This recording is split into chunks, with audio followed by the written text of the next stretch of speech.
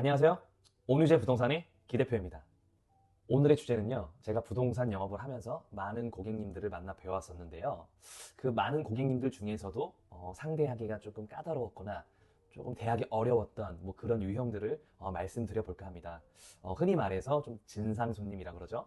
그런 많은 진상 손님 유형 중에서 한 5가지 정도 유형을 뽑아봤습니다. 첫 번째 유형, 중개 보수를 깎아주지 않으면 다른 부동산에 가서 계약을 할 것이다. 협박하는 타입. 일단 이런 손님들 같은 경우는요, 대부분 처음 만났을 때, 그리고 집을 볼 때, 이때까지만 해도 굉장히 친절합니다. 이런 손님들 같은 경우는요, 대개로 처음에 집을 볼 때 되게 친절하세요. 뭐 외모가 잘생겼다, 말을 잘한다, 나이가 어린데 왜 이렇게 빠릿빠릿하냐, 약간 어떻게 보면 좀 과장된 이빨린 말이라고 해야 될까요? 그런 말씀을 굉장히 잘하십니다. 그렇게 밑밥을 쫙 깔고 집을 보고 마음에 드는 집이 나타났다. 그러면 갑자기 중개 보수를 얼마를 깎아달라. 얼마를 깎아주지 않으면 다른 부동산에서 계약을 할 것이다. 나는 이 집을 계약을 안 해도 크게 상관이 없다. 약간 이런 식으로 집을 다 봐놓고 협박을 하는 분들이 꽤 있습니다. 이런 협박을 받으면 되게 난감하죠. 저희가 집을 보여주고 고생대로 다 했는데 이런 거를 말씀드려봤자 네가 무슨 한 게 고생이냐, 어디 부동산 가든 다 집 이렇게 보여준다, 이렇게 말씀을 하시면서 너랑 본 집 다른 부동산에 가서 계약하면 그만이야. 그러니까 뭐 한 15만 원, 20만 원 이 정도 깎아달라, 이렇게 나오시는 분들도 있어요. 일단 그렇게 나오면 어쩔 수 없지만 깎아주는 분들도 있고, 더러워서 기분 나빠서 안 하시는 사장님들도 있습니다. 그리고 두 번째, 이제 제가 계약도 잘 하고 뭐 잔금도 잘 했어요. 근데 잔금일날 이제 이사를 하시면서 뭐 버릴 가구가 있는데, 중개사님 이 가구 좀 버려야 되는데 좀 올라와서 도와주시죠? 이런 분들이 있습니다. 그럼 제가 갑자기 당황을 해갖고 제가 이거를 왜 도와드려야 될까요? 이렇게 말씀을 드리면 황당하게도 이런 거를 하라고 지금 공인중개사들이 있는 거 아니에요? 이런 걸 공인중개사들이 하는 거 아니에요? 약간 이런 식의 접근법으로 말씀하시는 분들이 있어요. 실제로 진짜로 저희들이 하는 일은 그 중개 계약서를 거래 사고가 없이 딱 써주는 단계, 거기까지가 사실은 저희가 하는 단계거든요. 근데 이제 사람들이 이제 그런 식으로 이런 거 다른 부동산 가면 도와주던데, 아니면 뭐 이런 거 원래 중개사들이 해주는 거 아니에요? 하는 논리로 말씀하시는 분들이 꽤 있습니다. 쓰레기를 버리는데 도와달라던가, 아니면 뭐 동물들 뭐 물을 못 줬는데 물을 좀 주면 안 되냐, 뭐 이런 부탁을 하시는 분도 있고, 좀 별의별 부탁을 많이 하시는 그런 분들이 많습니다. 그런 고객님들을 만나면 되게 난감하죠. 그리고 세 번째, 사무실을 개인 오피스 공간으로 생각하시는 분들이 있어요. 뭐 오셔가지고 가끔씩 뭐 커피 한 잔 뭐 이렇게 타 드시고, 뭐 차 한 잔 타 드시고 얘기하고 가고, 이런 거는 저희도 뭐 괜찮죠. 근데 이제 그런 걸 넘어서서 오셔가지고 팩스 좀 보내주세요. 프린트 몇 장만 해주세요. 커피 남는 거 있으면 뭐 5개, 뭐 10개 이거 좀 가져갈게요. 이런 무리한 요구를 하시는 분들이 은근히 많습니다. 이런 비품은 저희 개인 재산인데도 불구하고 오셔가지고 아무렇지도 않게 그렇게 부탁을 하시고, 뭐 이거 해달라 저거 해달라, 그런 식으로 개인 오피스처럼 이용하시는 분들도 있습니다. 그리고 네 번째, 말도 안 되는 특약을 계속 넣어달라. 그렇지 않으면 뭐 계약을 안 하겠다, 막 이러시는 분들도 있어요.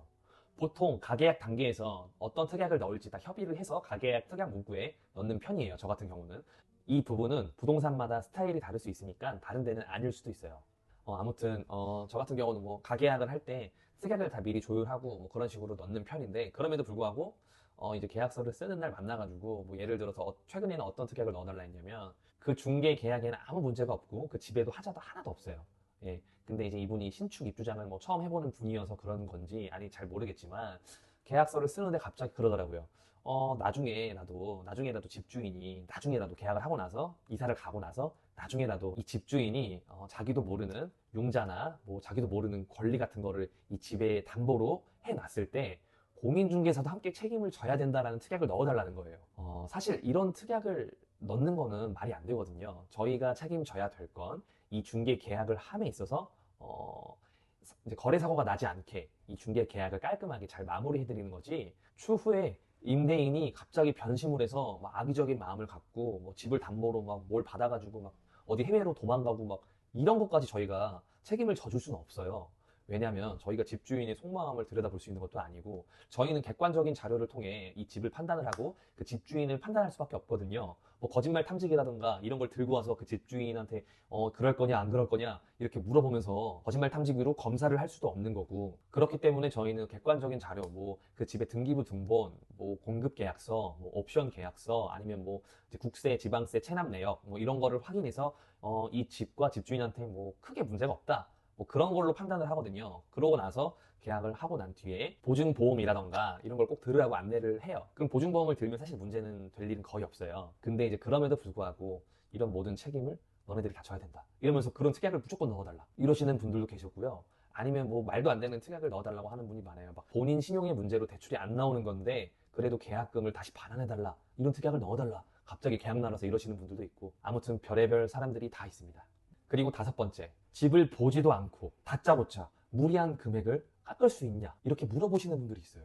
그거를 저희 입장에서는 말씀드릴 수 없습니다. 고객님이 계약을 한다고 마음을 딱 드시면, 고객님이 계약을 한다고 마음을 딱 먹으셨으면 그때 저희가 얼마 깎아줄 수 있냐 이렇게 물어볼 수가 있습니다.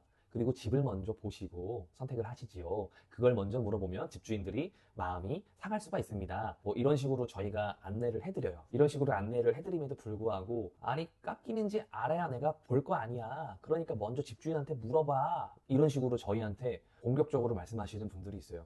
근데 저희 입장에서는 먼저 물어봤다가 안 할 가능성도 있는 거잖아요. 그렇게 되면 이제 집주인한테 저희도 난감하고 신뢰를 잃어버릴 수가 있어요. 그렇기 때문에 절대 그렇게 먼저 물어보거나 그러지 않거든요. 그리고 진짜로 이 집이 마음에 들어서 딱 하겠다 이런 마음이 들었을 때, 그때는 이제 저희가 이 정도 가격이면 한다고 하시는데 혹시 하실래요? 이런 식으로 물어보는 게 순서가 맞지, 먼저 물어보고 갑자기 안 한다 그러고 그러면 중간에서 저희는 엄청 난감해집니다. 그렇기 때문에 그렇게 먼저 물어봐달라고 하는 그런 손님들이 있으면 저희 입장에서는 되게 난감하고 어렵습니다. 저희가 난감해질 수 있는 부분 때문에 어떻게 보면 이제 계속 이렇게 쪼르고 빨리 해달라 계속 그렇게 말씀하시고, 그렇게 돼버리면 이제 저희 입장에서는 이분 약간 좀 진상이다, 약간 이렇게 비춰질 수 있는 그런 부분이 있습니다. 아무튼 이거 외에도 무수히 많은 그런 유형들이 있어요. 일단은 너무 많기 때문에 한 5가지 정도만 줄여봤습니다. 다음에는 좀 더 다른 어떤 힘든 유형의 고객님들이 있는지 그 부분에 대해서 다음에는 다시 영상을 촬영해 보도록 하겠습니다. 이상 온유재 부동산의 기대표였습니다. 감사합니다.